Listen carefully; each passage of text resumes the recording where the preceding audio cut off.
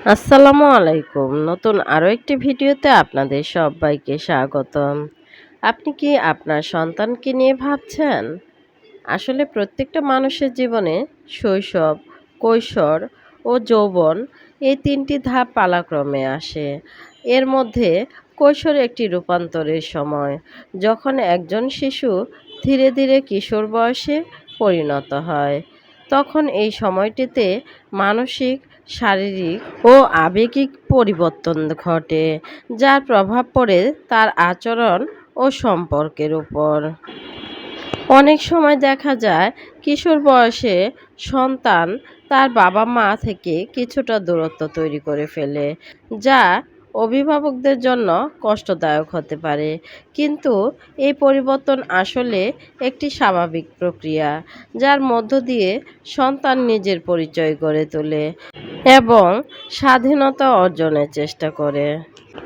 এই পরিস্থিতিতে পিতামাতা হিসেবে আপনাদের দায়িত্ব হচ্ছে ধৈর্য ধরে সন্তানকে বোঝানো ও সহানুভূতির সঙ্গে পথ দেখানো। কিশোর বয়সে সন্তান যদি আপনার থেকে দূরে সরে যায়, আচরণগত, আবেগগত বা মানসিকভাবে, তবে এটি খুব স্বাভাবিক হলেও তা উপেক্ষা করা ঠিক নয়। বিশেষজ্ঞদের মতে সন্তানের কৈশোর বয়সে পিতামাতার করণীয় কাজগুলো হলো: নাম্বার ১, খোলামেলা কথা বলুন। আপনার সন্তানের সঙ্গে একান্তে সময় কাটিয়ে শান্তভাবে কথা বলুন। তাকে জিজ্ঞেস করুন কেমন লাগছে, কি ভাবছে বা কি নিয়ে চিন্তিত। নাম্বার ২, তার অনুভূতি বুঝতে চেষ্টা করুন। অনেক সময় তারা নিজেকে বোঝাতে পারে না বা নিজের অনুভূতি লুকায়। তার ব্যবহার, আগ্রহ ও আচরণ লক্ষ্য করুন। নাম্বার ৩, সময় দিন ও পাশে থাকুন। আপনার সন্তান হয়তো কিছু বলছে না, কিন্তু মনে মনে চায় আপনি পাশে থাকুন। একসাথে খাওয়া, খেলা বা হাঁটতে যাওয়ার ফলে আপনার সন্তানকে আপনার কাছাকাছি নিয়ে আসতে পারে। নাম্বার ৪, অতিরিক্ত বকাঝকা বা চাপ না দিন। আপনার সন্তান দূরে সরে গেলে অনেক সময় সাথে সাথে রাগ দেখান বা জোর করেন, এতে আরও দূরত্ব তৈরি হয়। তাই এই ভুল কাজগুলো কখনো করবেন না। নাম্বার ৫, শ্রবণ করুন ও বোঝার চেষ্টা করুন। আপনার সন্তানের কথা মনোযোগ দিয়ে শুনুন। আপনি কি ভাবছেন তার বলার আগে তাদের অনুভূতিগুলো বুঝতে চেষ্টা করুন। নাম্বার ৬, অতিরিক্ত নিয়ন্ত্রণ পরিহার করুন।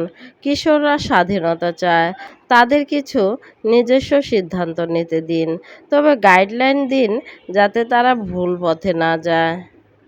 নাম্বার ৭, নিয়মিত সময় কাটান।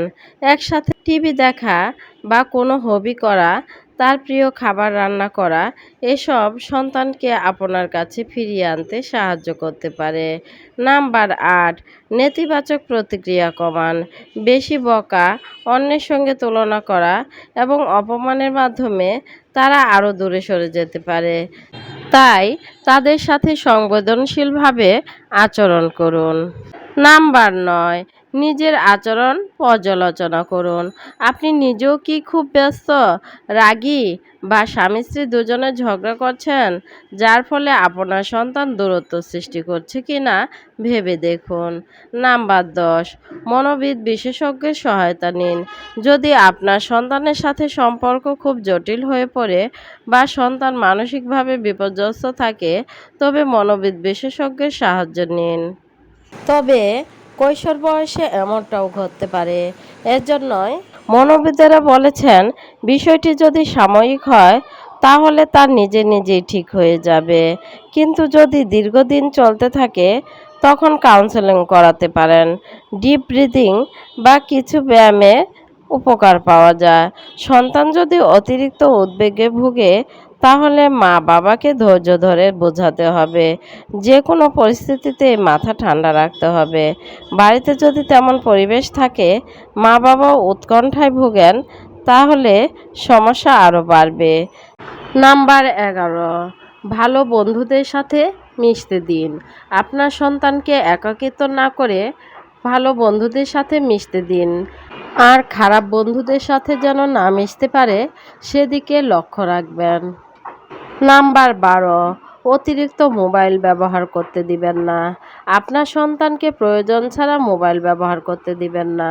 কারণ মোবাইলের প্রতি অতিরিক্ত আসক্ত হয়ে আপনার সন্তান আপনার অবাধ্য হতে থাকবে। তাই এদিকটা খেয়াল রাখবেন। আর সবশেষে এটাও মনে রাখবেন যে সন্তানের সমস্যা বুঝে তাকে নিয়ন্ত্রণে আনা। আশা করি আজকের ভিডিওটি ভালো লেগেছে। আর ভালো লাগলে লাইক, কমেন্ট ও শেয়ার করবেন। সাবস্ক্রাইব করে পাশে থাকবেন। সবাই ভালো থাকবেন, সুস্থ থাকবেন। আজ এ পর্যন্তই। আল্লাহ হাফেজ।